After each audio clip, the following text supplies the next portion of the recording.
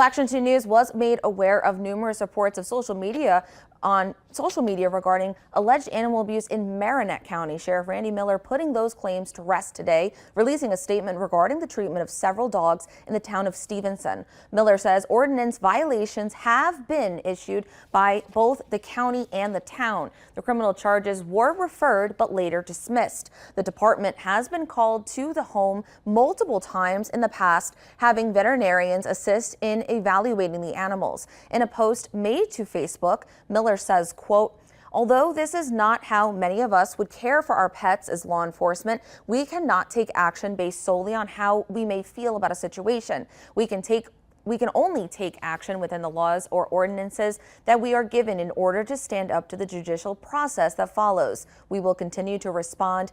And a deputy was out there again today, as in today. We will take any actions necessary if and when any ordinances or law is violated. The town has expressed the same and continues to follow up with the owner regularly, end quote.